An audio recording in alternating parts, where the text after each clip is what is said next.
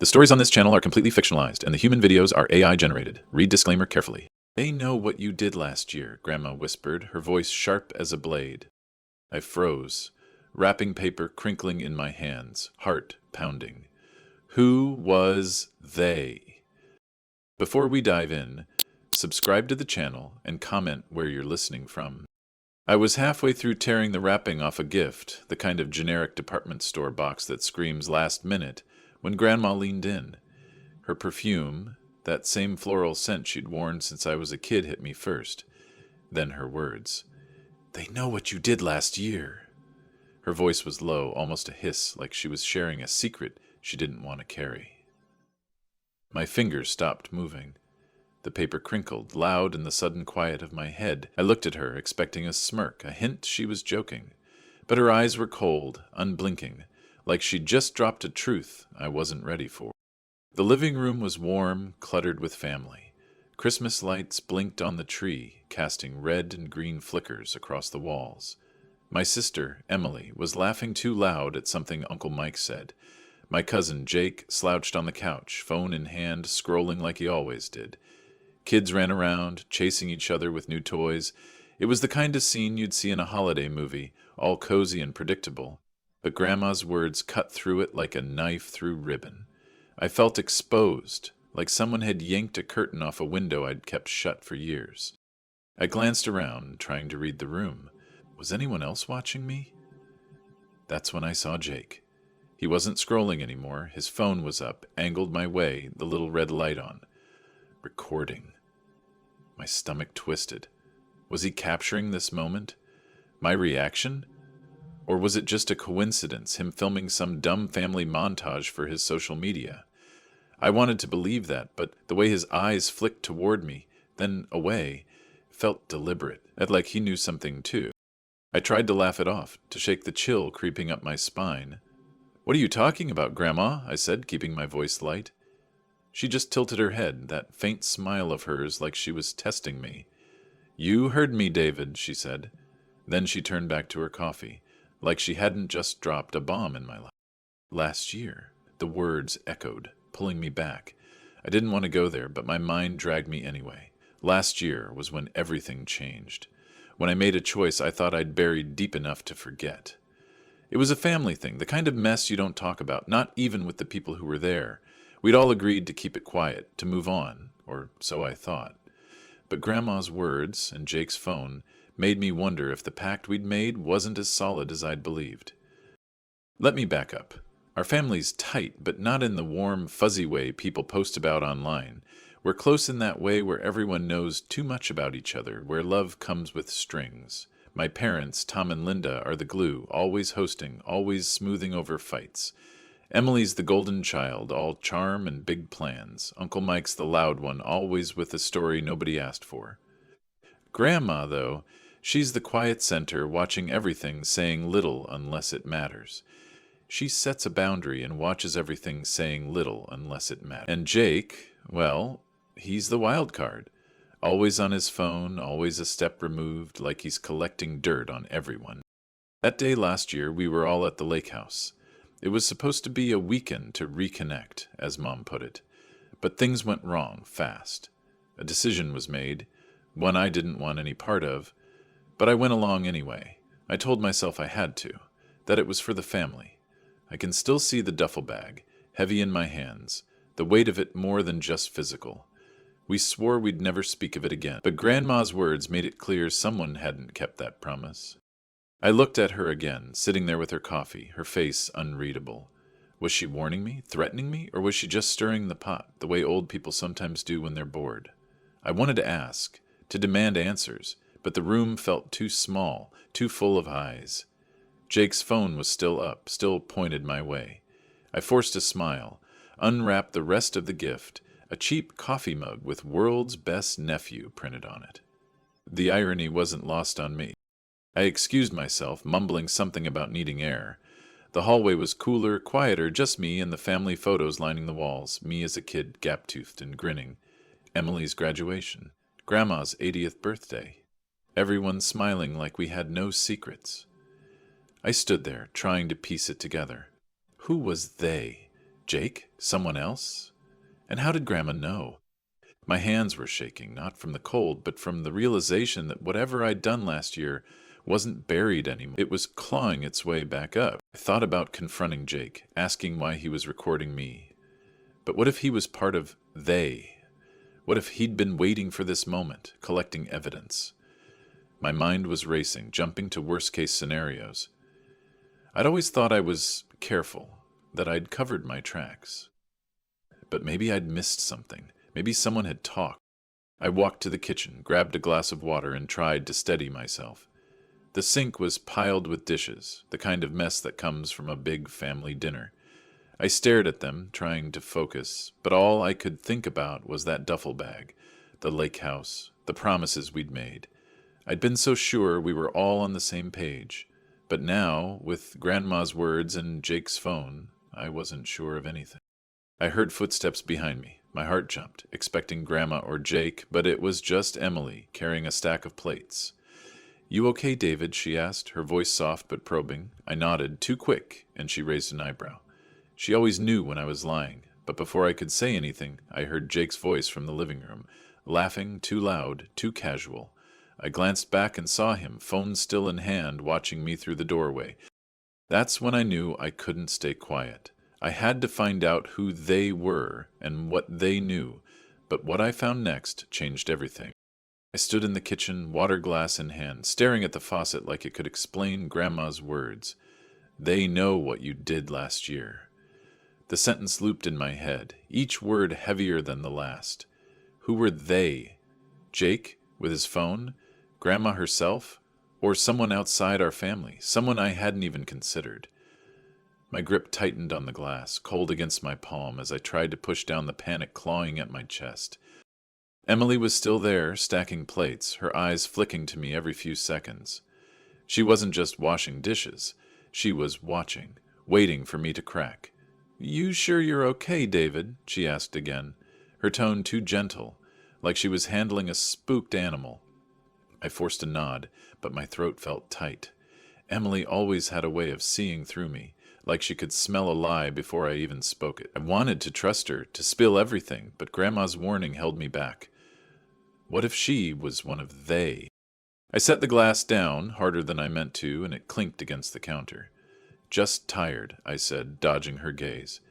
She didn't push, but her silence felt louder than words. I walked back to the living room, my steps slow, like I was wading through mud. The holiday cheer was still there, Uncle Mike's booming laugh, the kids' chatter, the crinkle of wrapping paper, but it all felt like a mask now, hiding something uglier. Jake was still on the couch, phone in hand, but he wasn't recording anymore. He was typing, his thumbs moving fast, his face blank. I watched him, trying to catch his eye, but he didn't look up. That made it worse.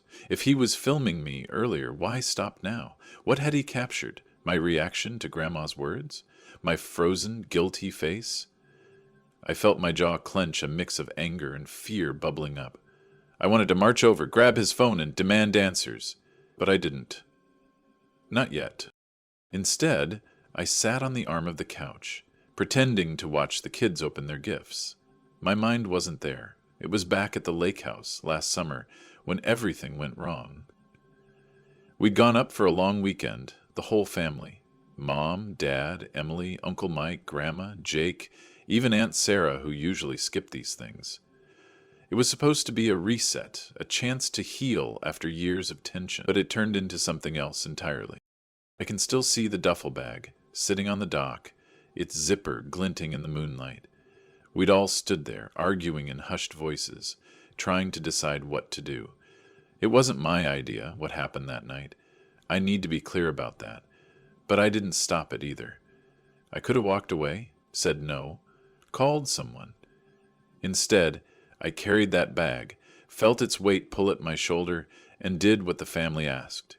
We all swore it was for the best, that it would keep us safe. I believed them then. I trusted them. But now, with Grandma's words ringing in my ears, that trust felt like a rope around my neck. Back in the living room, I scanned the faces around me. Mom was fussing over the dessert table, her smile tight, like she was trying too hard. Dad was quiet as usual, sipping his coffee and staring out the window.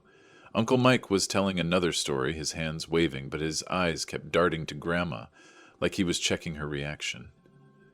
And Grandma, she was back in her chair, knitting now, her needles clicking softly. She looked so calm, so ordinary, but I couldn't shake the image of her leaning in, her voice cutting through me. I tried to piece it together. If they knew, how did they find out? Had someone talked? Aunt Sarah, maybe? She wasn't here today, which felt suspicious now. Or was it Jake, playing amateur detective with his phone? I glanced at him again. He was still typing, his lips pressed tight, like he was holding back a smirk. I wanted to believe it was nothing, that he was just posting some dumb video. But the way he'd angled his phone earlier, the way he'd avoided my eyes, it felt intentional, like he was gathering evidence. My mind kept circling back to last year. The lake house, the duffel bag, the decision we'd made. It wasn't just about keeping a secret, it was about protecting someone, or so we told ourselves. I'd convinced myself it was the right thing, that we had no choice. But the guilt had been there from the start, a quiet ache I could ignore most days, until now. Grandma's words had ripped that wound open, and Jake's recording was pouring salt into it. I stood up, needing to move, to do something. I walked to the window, pretending to look at the snow outside, but really I was watching the reflection of the room. I saw Emily glance at Jake, then quickly look away. A small gesture, but it hit me like a punch. Were they in on it together?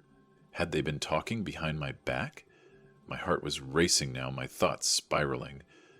I'd always thought our family was messy but loyal. Now I wasn't so sure. I turned back, catching Grandma's eye. She didn't smile, didn't nod, just held my gaze for a second before going back to her knitting. That look, it wasn't just a warning. It was a challenge, like she was daring me to figure it out. I felt a surge of defiance, mixed with dread. I couldn't just sit here, pretending everything was fine. I had to know who they were and what they had on me. I started toward Jake, ready to ask him straight up why he was recording me. But before I could reach him, Mom called out, "David, can you help me in the kitchen?" Her voice was sharp, urgent, not like her usual self. I stopped, caught off guard. She was standing by the doorway, her hands twisting a dish towel, her eyes wide with something I couldn't read. Was it fear? Or something else? That's when I realized she might know more than she was letting on. Mom's voice still hung in the air, sharp and off-key, pulling me away from Jake. I wanted to ignore her, to march over and demand what he was doing with that phone, but her eyes stopped me. They were wide, almost desperate, like she was trying to tell me something without saying it. I followed her to the kitchen, my pulse hammering, Grandma's words still clawing at my thoughts. "They know what you did last year." I couldn't shake the feeling that Mom's interruption wasn't random, that she was part of whatever was unraveling. The kitchen smelled of cinnamon and coffee, but the warmth felt suffocating now. Mom busied herself with a tray of cookies, arranging them like it was the most important task in the world. "Can you grab the napkins from the pantry, David?" she asked, her voice too bright, like she was forcing normalcy. I nodded, but my eyes stayed on her hands. They were trembling, just slightly, as she moved the cookies around. Another crack in the facade. I stepped into the pantry, the door half closed behind me, and let my mind slip back to last year. To the lake house, where it all went wrong. It was July, the air thick with humidity, the kind that makes your clothes stick to your skin. We were all there. Mom, Dad, Emily, Uncle Mike, Grandma, Jake, Aunt Sarah. The lake house was Dad's pride, a creaky old place he'd fixed up over the years. We'd spent the first day swimming, eating, pretending to be a happy family. But that night, everything changed.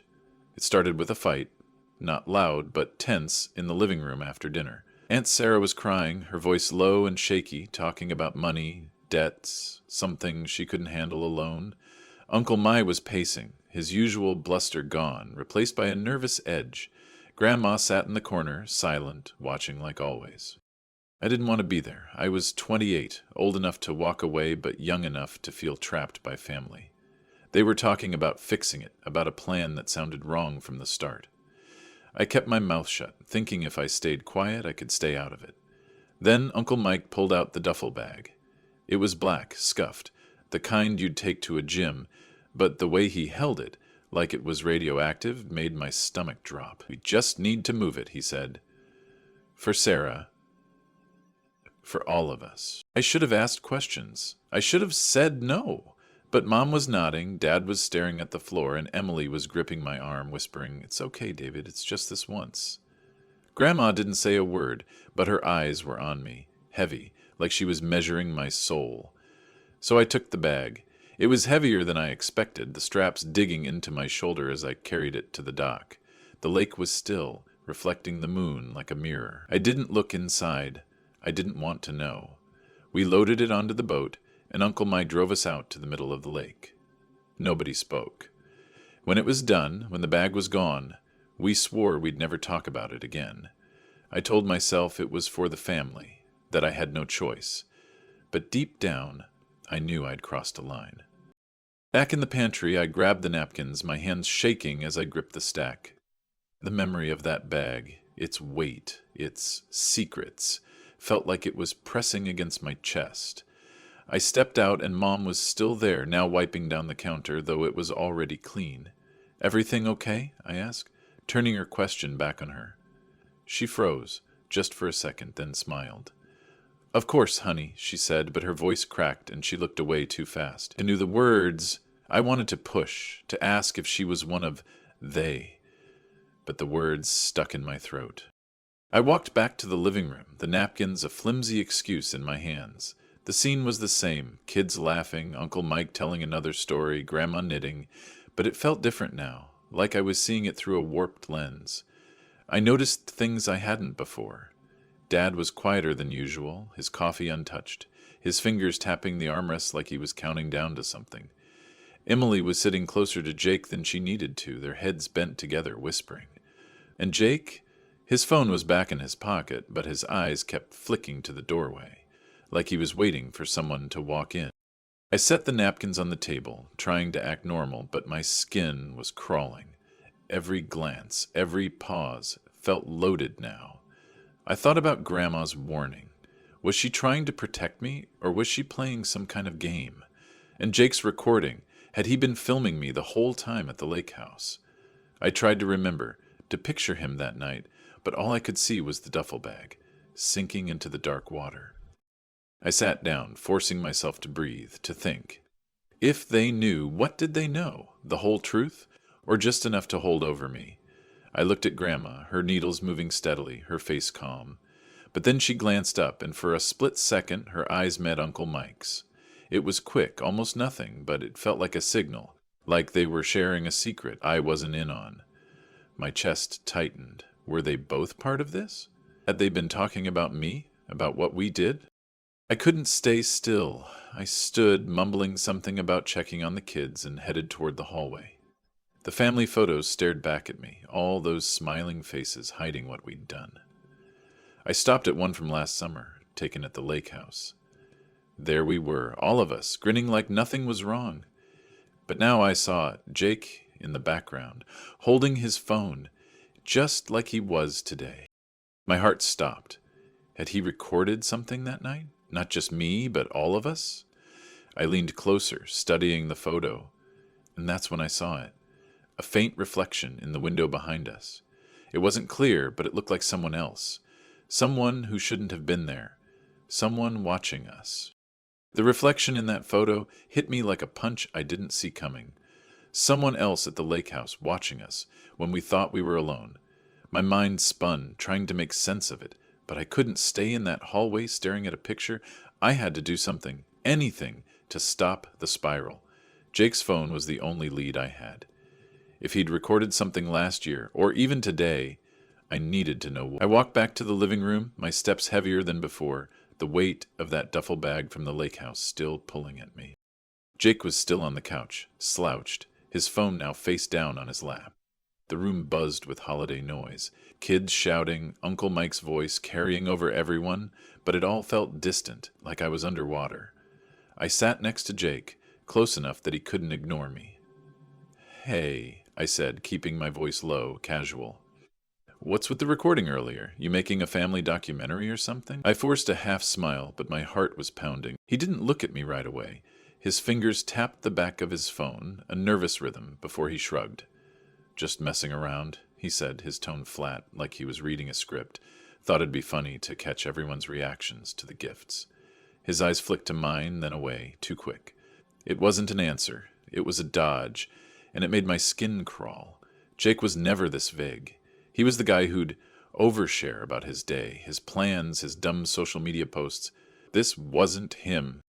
Funny, huh? I said, leaning closer, my voice sharper now. So why were you pointing it at me when Grandma said that thing? I didn't say her exact words, not here, not with everyone around, but Jake knew what I meant. His jaw tightened, just for a second, and he shifted in his seat. I wasn't, he said, but his voice cracked and he cleared his throat to cover it.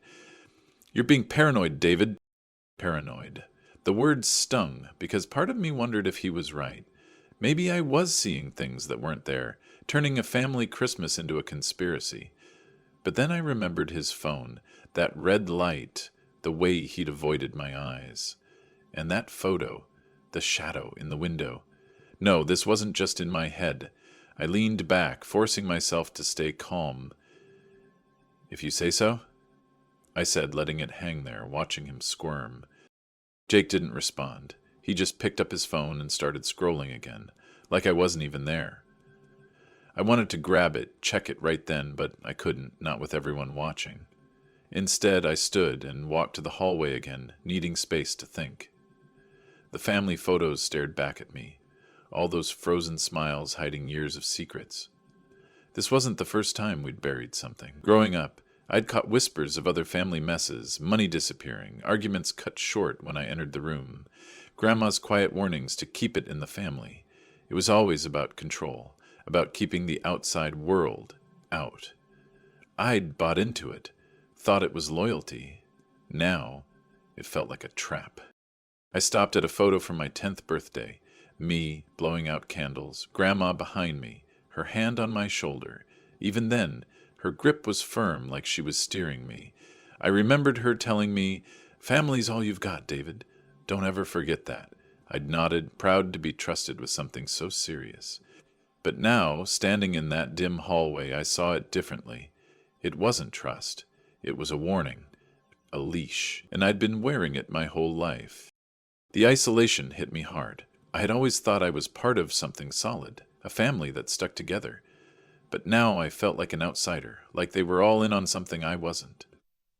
Grandma's words, Jake's recording, Mom's trembling hands, that shadow in the photo, it was all connected, and I was the one left in the dark. I leaned against the wall, closing my eyes, trying to sort through the noise in my head. What if I'd misread everything? What if they weren't out to get me, but to protect me? But then why the secrecy? Why the recording? I opened my eyes, catching my reflection in a framed picture. I looked tired, older than 29, like the weight of last year had carved itself into my face. I thought about the lake house, the duffel bag, the way we'd all stood on that dock, silent, complicit. I'd told myself it was for Aunt Sarah, to fix her mess. But was that true? Or had I just gone along because it was easier than fighting? The guilt was there, always, but now it was mixed with something else. Anger. At them for pulling me into it. At myself for letting them. I started back toward the living room, ready to confront Jake again, push harder this time. But as I passed the staircase, I heard a creak, soft but deliberate, like someone was trying not to be heard. I froze, my breath catching. The hallway was empty, but the sound came from upstairs. Everyone was supposed to be in the living room or the kitchen. I glanced back, but no one was watching me now. The noise came again, a faint shuffle, like footsteps on the carpet. My first thought was a kid, sneaking around, playing hide-and-seek, but something about it felt wrong, too careful. I took a step toward the stairs, my hand on the banister, and that's when I saw it. A small piece of paper, folded tight, tucked into the corner of the bottom step. It wasn't there before, I was sure of it. I picked it up, my fingers clumsy, and unfolded it. The handwriting was shaky, unfamiliar, just one line. "Check the attic. You'll see." The note burned in my hand, its words, "Check the attic, you'll see," looping in my head like a warning I couldn't ignore. The shaky handwriting, the way it was tucked into the stair, felt like a trap. But I couldn't walk away, not now. Grandma's voice, Jake's phone, Mom's trembling hands, that shadow in the photo, it was all piling up, pressing against me, demanding I act. I stuffed the note in my pocket, my heart thudding so loud I swore someone would hear it. The staircase loomed ahead, dark at the top, the kind of dark that hides things you're not ready to face. I glanced back at the living room. Uncle Mike was still talking, his voice carrying like nothing was wrong. Emily was laughing, her charm lighting up the room, but it felt hollow now, like a performance. Grandma's needles clicked steadily, her face serene, but I caught her eyes flick to the hallway, to me. Did she know about the note? Was she the one who left it? I couldn't tell anymore who was playing who. I turned and started up the stairs, each step creaking, my breath shallow. The note was a clue, proof that they knew something and I had to find out what. Halfway up, my mind dragged me back to the lake house, to that night with the duffel bag. I'd rationalized it then, told myself we were protecting Aunt Sarah, saving the family from her mess. She'd gotten in deep with some bad people, debts she couldn't pay, threats we couldn't ignore. The bag, whatever was in it, was supposed to settle things, make it go away. I didn't ask what it was. I didn't want to know. I just carried it, handed it over, and stood on that dock as it sank into the lake. We all did. Mom, Dad, Emily, Uncle Mike, even Grandma, watching from the shore. We told ourselves it was for love, for loyalty. But looking back, it was selfishness too. We wanted to keep our family clean, untouchable, no matter the cost. I'd carried that guilt for a year, buried it under excuses, but now it was clawing its way out. At the top of the stairs, the attic door was cracked open, a sliver of shadow spilling out. I hesitated, my hand on the knob, the note heavy in my pocket. What was I walking into? I pushed the door open, the hinges groaning, and stepped inside. The attic was cold, cluttered with boxes, old furniture, and dust that tickled my throat. A single bulb hung from the ceiling, casting weak light. I scanned the room, looking for something, anything that would explain the note. My eyes landed on a cardboard box in the corner, half Oppo papers spilling out. It wasn't labeled, but it felt wrong, out of place, like it had been left for me to find. I knelt down, my hands shaking as I sifted through the papers. Receipts, old bills, nothing special. But then at the bottom, I found it, a folded sheet, the same shaky handwriting as the note. I opened it, my breath catching. It was a list. Names and dates, some crossed out, some circled. My name was there, underlined, next to last summer's date. Below it, a single word, proof. My stomach dropped. Proof of what? The duffel bag? The lake house?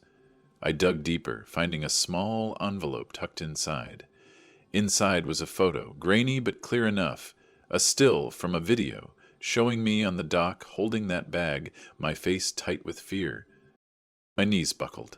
I sat back, the photo trembling in my hands. Someone had been there, recording us. Not just Jake, maybe, but someone else. The shadow in that other photo, the one downstairs. It wasn't a mistake. Someone had evidence, and now it was here, in my hands, confirming Grandma's warning. They knew. But who were they? And why was this in the attic waiting for me? I heard a floorboard creak behind me. I spun around, the photo slipping to the floor. Nobody was there, but the door was open wider now, like someone had been watching. My heart raced. I shoved the photo and list back into the box, my mind screaming to get out, to confront someone, anyone. But who could I trust? Emily with her too-perfect charm? Mom with her nervous hands? Jake, who couldn't look me in the eye? Even Grandma, with her cryptic words, felt like a stranger now. Their love, their loyalty, it was all a mask for something uglier. Control, maybe, or fear of their own guilt. I stood, the attic closing in, the air thick with dust and dread. I couldn't keep pretending everything was fine, couldn't keep carrying this alone. I'd rationalized my part in the lake house, told myself I was protecting the family. But now I saw it for what it was. I'd been complicit, too weak to say no. That realization burned, but it also woke something in me. I wasn't just a pawn in their game anymore. I had to find out who left that note, who had that photo, and what they wanted. If you're hooked so far, hit like and subscribe for more stories like this. I grabbed the note from my pocket, rereading it, my resolve hardening. I'd check every corner of this house if I had to, talk to every person until I knew who they were. I started toward the door, ready to head downstairs, to face Jake or Grandma or whoever was behind this. But then I heard it. A faint hum, like a phone vibrating, coming from behind a stack of boxes.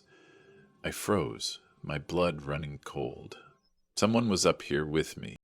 The hum of that phone, vibrating behind the boxes, stopped me cold. My breath caught, shallow and quick, as I stared into the attic's shadows. Someone was here, hiding, watching. The note, the photo, the list with my name, they weren't accidents. Someone was pulling strings, and I was done being played. I stepped toward the sound, my hands clenched, ready to face whoever was there. But the humming stopped, abrupt, like they'd silenced it. I scanned the boxes, the old furniture, the dust swirling in the dim light. Nothing moved. No one stepped out, just silence, heavy and mocking. I backed toward the door, my mind racing. The photo of me on the dock, the list with proof scrawled next to my name. It all pointed to someone knowing exactly what we did at the lake house. But who? Jake with his sneaky recording? Grandma with her cryptic warning? Or someone outside the family? Someone tied to Aunt Sarah's mess? I thought back to last summer, to the night we sank that duffel bag. It wasn't just about her debts, I realize now. There was more at stake, something bigger, something we'd all been too scared to name. We were on the boat, the lake black and still around us. Uncle Mike was at the helm, his knuckles white, his usual loudmouth charm gone. Mom and Dad stood close, their faces tight, whispering about consequences if we didn't act. Emily was next to me, her hand on my arm, her voice low. "It's for Sarah," she kept saying, like a mantra. But Aunt Sarah wasn't there. She'd stayed on the shore, pacing, crying, while Grandma watched her like a hawk. I'd thought we were saving Sarah from her creditors, from threats we didn't fully understand. But now, holding that photo in the attic, I saw it differently. The bag, the secrecy, the way we'd all agreed to stay quiet, it wasn't just about money. It was about power, about keeping something hidden that could ruin us all. Back in the attic, I grabbed the photo and the list, shoving them into my pocket with the note. I couldn't stay up here, not with that humming, not with the feeling of eyes on my back. I needed answers, and I wasn't waiting anymore. I headed downstairs, the holiday noise hitting me like a wave. The living room was still a facade of cheer. Kids playing, Uncle Mike laughing, Grandma knitting. But I saw through it now. Their smiles were too tight, their glances too quick. I zeroed in on Emily, sitting by the tree, her charm dialed up as she handed out gifts. She was always the peacemaker, the one who made everyone feel safe. But her whispers with Jake, her grip on my arm that night at the lake, they weren't innocent. She knew something. I walked over, my voice low but steady. "Emily, we need to talk, now." Her smile faltered, just for a second before she recovered, all warmth and concern. "Sure, David, what's up?" she said, too smooth, like she'd been waiting for this. I didn't buy it. I leaned in, close enough that only she could hear. "I found something in the attic. A photo, a list. My name's on it. What do you know?" Her eyes widened, but not with surprise. More like she'd been caught. She glanced around, then stood, pulling me toward the kitchen. "Not here," she whispered. In the kitchen, away from the noise, I faced her. "Tell me the truth, Emily. Are you part of this? Who's they?" My voice was sharp, cutting through her usual charm. She hesitated, her hands twisting together, a mirror of Mom's nervous tick. "David, you're overreacting," she said, but her voice shook, and she wouldn't meet my eyes. "It's just family stuff. You know how we are." That was it, the same line we always used to justify everything. Family stuff. Loyalty. But I was done swallowing it. "No," I said, stepping closer, my voice low but firm. "I'm not doing this anymore. I carried that bag for you, for all of you, and now someone's got proof. Someone's watching me. If you know something, Say it. For the first time, I was setting a line, refusing to be their pawn. Emily's face changed, her charm cracking, revealing something colder. You think you're the only one carrying something? She snapped, her voice low, venomous. We all did it, David. You don't get to play innocent now. Her words hit like a slap. She wasn't just complicit, she was angry, defensive, like I'd betrayed her by asking. I saw her then, not as my sister, but as someone protecting herself, maybe even leading the charge. Was she one of they? Had she been working with Jake, or Grandma, or someone else? The guilt I'd carried for a year twisted into something new. Anger, but also clarity. I wasn't just a victim of their secrets. I'd chosen to carry that bag, to stay silent, but I could choose differently now. I stepped back, my resolve hardening. If you won't tell me, I'll find out myself, I said, my voice steady despite the storm in my chest. I turned to leave, but Emily grabbed my arm, her grip tight, desperate.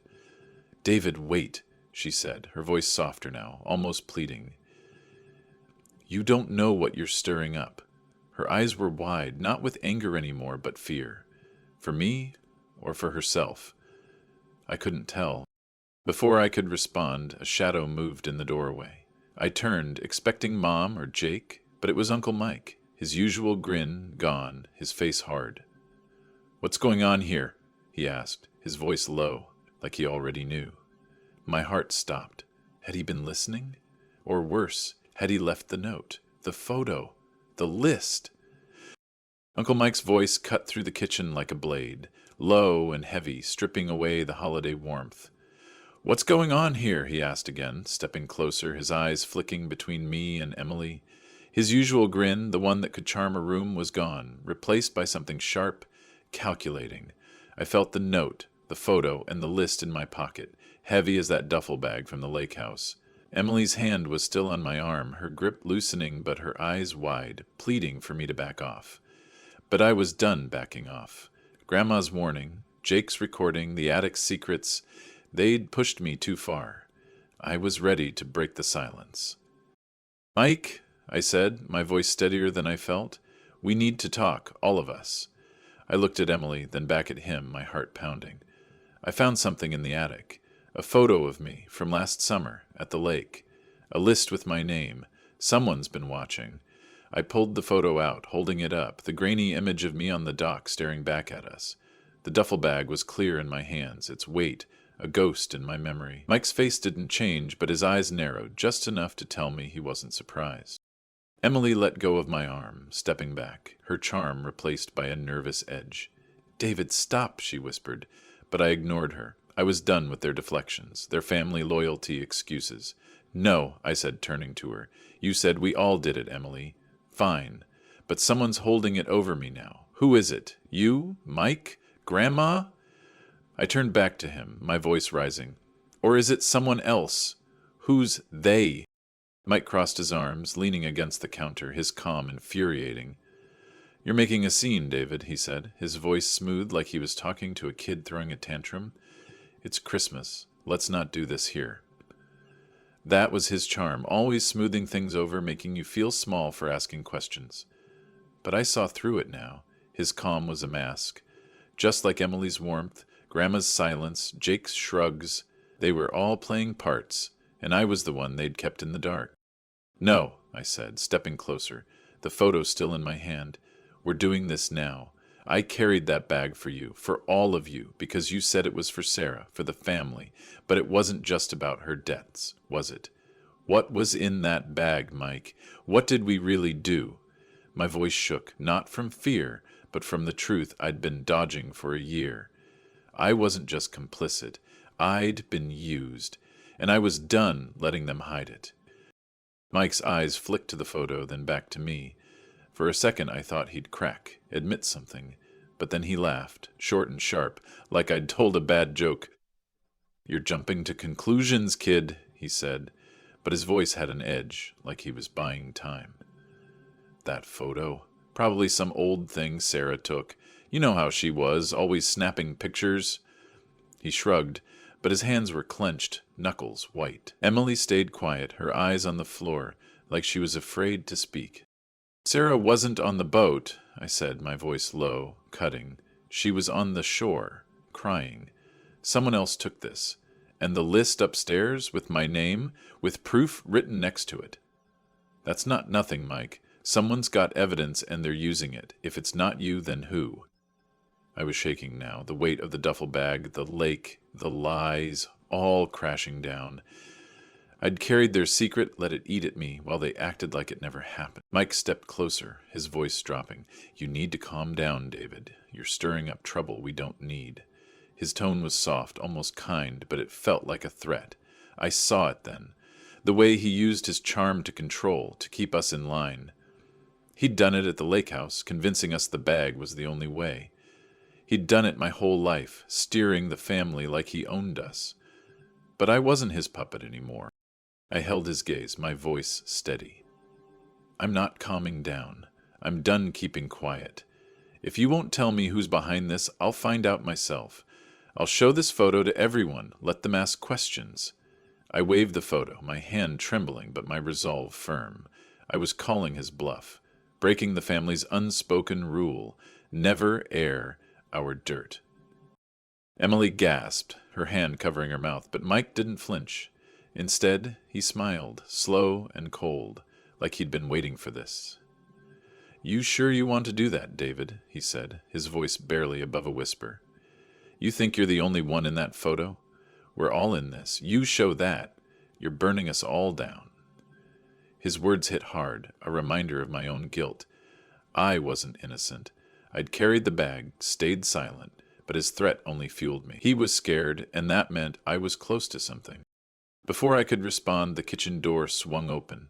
Grandma stood there, her knitting gone, her face unreadable. Enough, she said, her voice quiet but sharp, like a blade slicing through the tension. David, put that away. We're not doing this here. She nodded at the photo, her eyes locking onto mine, and for the first time, I saw something new in her. Fear, mixed with something harder, like she was ready to fight. Grandma, I started, but she cut me off. You're asking questions you don't want answers to, she said, stepping closer. Let it go. Her voice was calm, but her hands were clasped tight, her knuckles pale. I looked from her to Mike, then to Emily, who was still silent, her eyes darting between us. They were closing ranks, their charm and control tightening around me. But I'd exposed a truth, and their reactions? Mike's threat, Emily's silence, Grandma's warning, proved I was onto something. I slipped the photo back into my pocket, next to the note and list, my mind racing. I'd pushed them, and they'd pushed back, but I wasn't backing down. I turned to leave, ready to search for more answers, but Grandma's voice stopped me. David, she said, softer now, almost pleading. There's a voicemail on the house phone. Listen to it before you do anything stupid. Her words hung in the air, a new thread in the web, and I didn't know if it was a lifeline or a trap. Grandma's words about the voicemail lingered like a bad taste, her plea laced with something I couldn't trust. I stood in the kitchen, the photo and note still heavy in my pocket, Mike's threat echoing, Emily's silence cutting deeper than words. The confrontation had cracked something open, but it left me standing alone, the family's charm and control closing in like walls. I needed space, air, a moment to think. I mumbled something about checking on something and slipped out, past the living room's forced cheer, past Jake's slouch and Mom's nervous glances, into the dining room. It was empty, quiet, the table still cluttered with half-eaten desserts and crumpled napkins, like the ghost of a celebration I no longer believed in. I sat in a chair, the wood creaking under me, and stared at the centerpiece. A glass bowl filled with fake fruit, dusty from years of sitting there. It felt like us, this family, polished on the outside, hollow within. I pulled the photo from my pocket, the grainy image of me on the dock, duffel bag in hand, staring back. Back then I'd believed we were saving Aunt Sarah, protecting the family. I'd trusted their story, their urgency, their insistence that it was just this one. Now I knew better. It wasn't just about Sarah's debts. It was about control. about keeping something buried that could destroy us all. And I'd been their tool, carrying that bag, staying silent, thinking loyalty was enough. The dining room's quiet let my thoughts settle, heavy and sharp. I wasn't the same David from last summer, the one who nodded and followed orders. The confrontation with Mike and Emily, Grandma's warning, they'd shown me their true faces. Mike's charm was a weapon, Emily's warmth a mask, Grandma's silence a strategy. I'd spent a year rationalizing my guilt, telling myself I had no choice, but now I saw it clearly. I'd chosen to stay quiet, to protect them, even when it ate at me. That realization didn't erase the guilt, it sharpened it, but it also gave me something new. Resolve. I wasn't their pawn anymore. I thought about the voicemail Grandma mentioned. Was it another clue, like the note in the attic? Or a trap, something to keep me in line? I didn't trust her. Not after her warning, not after the way she'd looked at Mike like they were sharing a secret. But I had to know. I stood, ready to find the house phone, when the door creaked open. It was Dad, his coffee cup still in hand, his face tired, older than I remembered. He didn't say anything at first, just stood there, looking at me like he was seeing me for the first time. "David," he said finally, his voice soft, almost broken. "You okay?" It was the same question everyone kept asking, but from him it felt different, heavier. Dad was never the loud one, never the one to push or charm. He was the quiet anchor, the one who fixed things without asking for credit. I wanted to believe he was on my side, that he wasn't part of they. But then he set his cup down and his hand brushed against a napkin, pushing it toward me. It wasn't accidental. The napkin was folded, deliberate, like the note on the stairs. I picked it up, my heart sinking. Inside was a single line, in the same shaky handwriting. "Leave it alone, David." My breath caught. Dad? He'd been so quiet, so uninvolved, or so I thought. I looked at him, waiting for an explanation, but he just shook his head, his eyes sad but firm. "Some things are better left buried," he said, his voice barely above a whisper. Then he turned and walked out, leaving me with the napkin, the words burning into me. That small action, his quiet push of the napkin, cut deeper than Mike's threats or Emily's silence. Dad, the one I'd always counted on, was part of it. His allegiance wasn't to me, but to the family's secrets, to keeping the lid on whatever we'd done. The betrayal settled in my chest, heavy, final. I wasn't just isolated. I was surrounded, every face I trusted hiding something. "I trusted you, Ray." I took another sip. I was surrounded, every face I trusted hiding something. Grandma's warning, Jake's recording, Emily's defensiveness, Mike's control, and now Dad's quiet plea, they were all threads in the same web, and I was caught in the middle. In this months, days, I was threatening others, and I was trying to frighten myself. I crumpled the napkin, my hands shaking, but not from fear anymore. It was anger, clarity, a refusal to keep playing their game. I'd spent a year carrying their guilt, letting their loyalty define me. No more. I stood, the dining room stillness grounding me, the fake fruit in the bowl a reminder of what I'd been clinging to. A family that wasn't real. I had to listen to that voicemail. Find out what Grandma was pointing me toward. It was my only chance to understand who they were, what they had on me, and how to break free. I headed for the hallway where the house phone sat on a small table, its red light blinking like a warning. My steps were slow, deliberate, each one a choice to keep going, to face whatever was coming. I wasn't sure what I'd hear, who'd left the message, or what it would mean, but I was done hiding, done letting their secrets control me. I reached for the phone, my finger hovering over the play button, when I heard a noise behind me, a soft click, like a door latching shut. Someone was watching, waiting for my next move. The click behind me froze my hand over the phone, the red light blinking like a heartbeat. I turned, expecting Mike's glare or Grandma's stare, but the hallway was empty. Just shadows, stretching long from the dim lamp. My pulse hammered, but I wasn't running anymore. Dad's napkin crumpled in my pocket with the note, the list, the photo. It all screamed the same thing. They wanted me silent, controlled, complicit. But I was done being their anchor, carrying their secrets. I pressed play on the voicemail, my breath held, ready for whatever came next. A woman's voice, low and rushed, filled the air. "David, it's Sarah. I know what happened at the lake. I saw everything. I'm sorry. Meet me tomorrow, the old diner, noon. Don't tell them." The message cut off, abrupt, leaving a silence that roared louder than words. Aunt Sarah, not on the boat, not in the attic, but watching, knowing. My mind flashed to her pacing on the shore that night, her tears, Grandma's eyes on her. My eyes followed hers.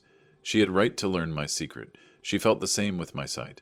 Aunt, the object at the center of the mess, was Grandma's eyes on her. She wasn't just a victim of debts. She'd been a witness, maybe the key to it all. I sank against the wall, the phone still in my hand, and let the truth settle. Last summer wasn't just about saving Sarah. It was about saving face, keeping the family's name clean.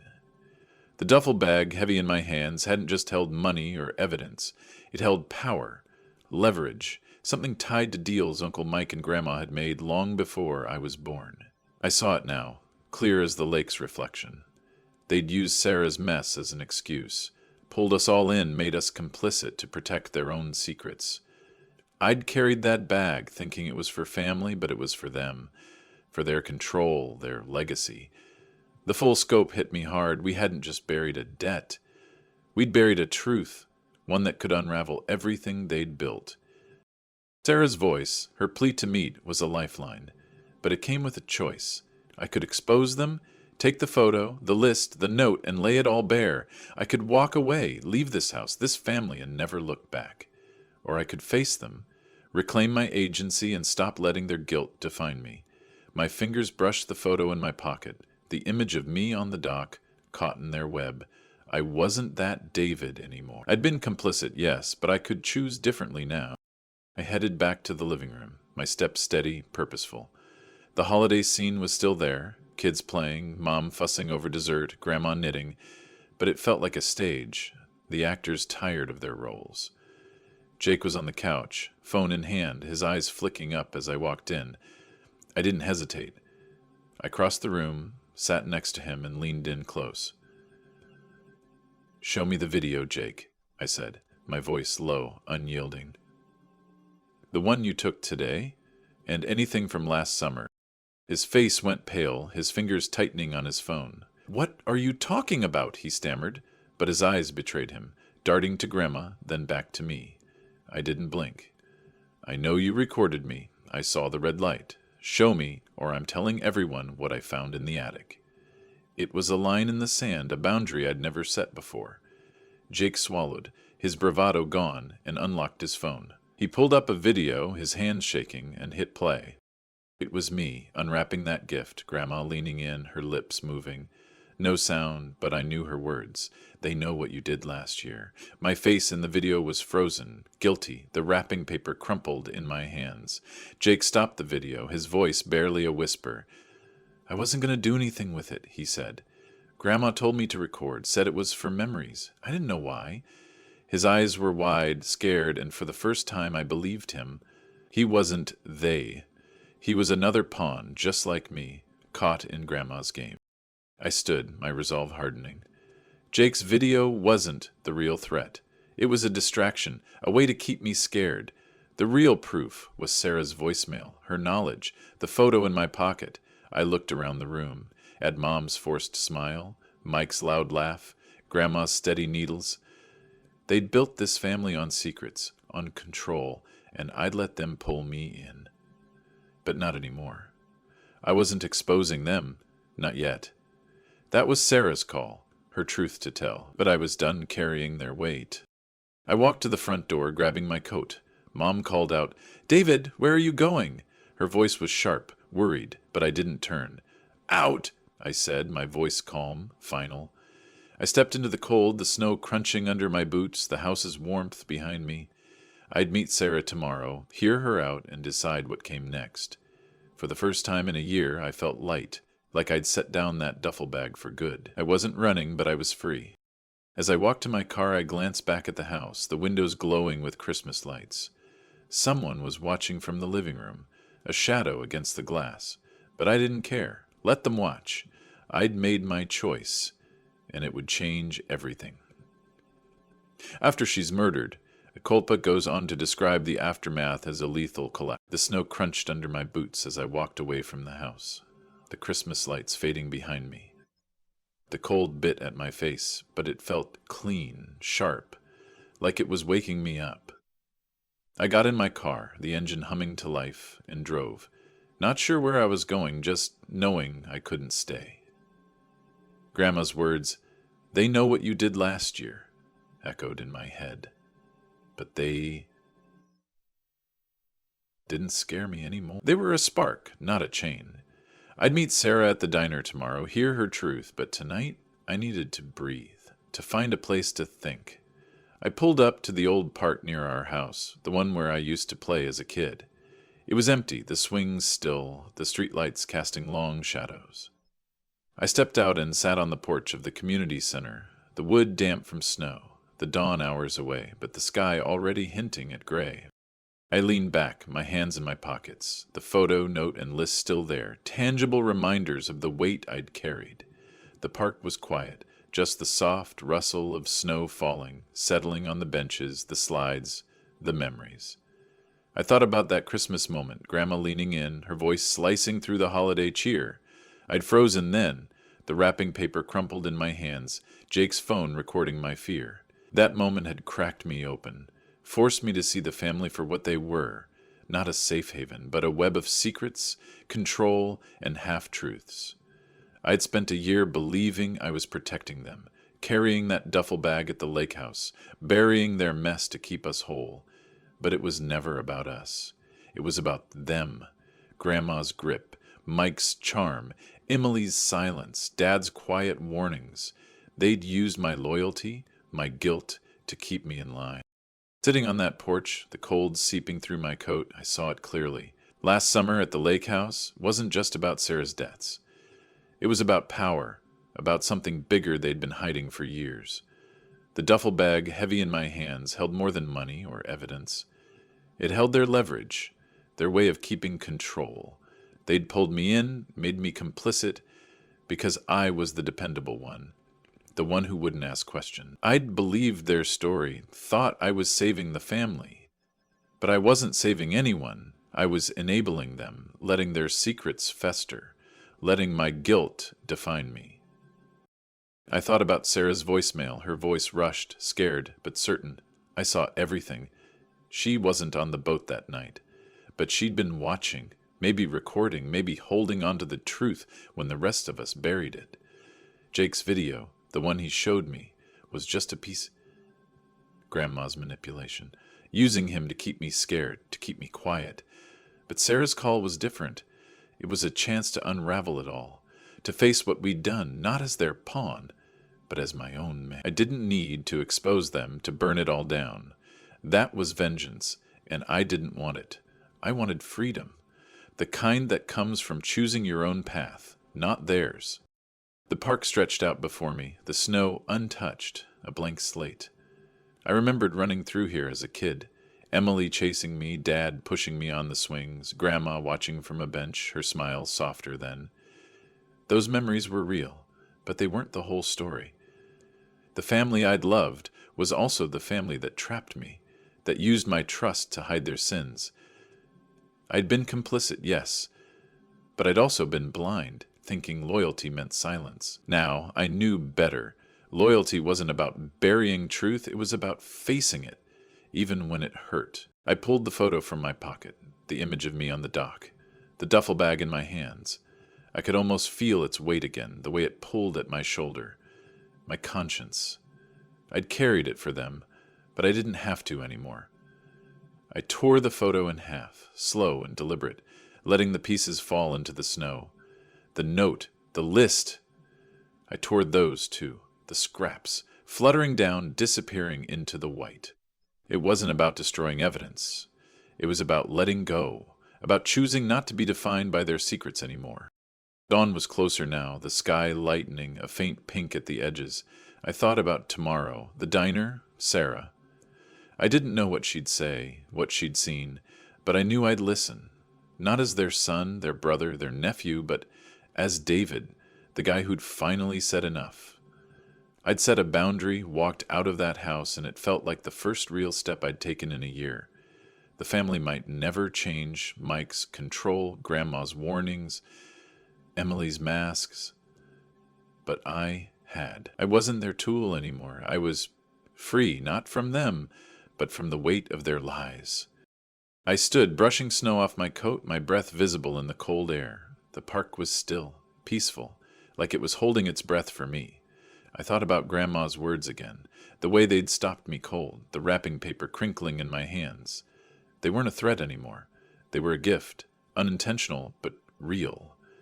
They'd forced me to see, to question, to choose. I didn't need to know who they were, not fully. Sarah's truth would come, and I'd face it. But not for them. For me. I walked back to my car, the snow falling lighter now, the world quiet and new. I didn't look back at the house, at the lights, at the shadows. They'd always be there, watching, waiting, but I wasn't theirs anymore. I slid into the driver's seat, the engine rumbling, and drove toward the diner, toward tomorrow. The road stretched out, open, uncertain, but mine. I'd spent a year carrying their secrets, but now I carried something else. Myself. The snow fell softly, and I kept driving. I was done hiding.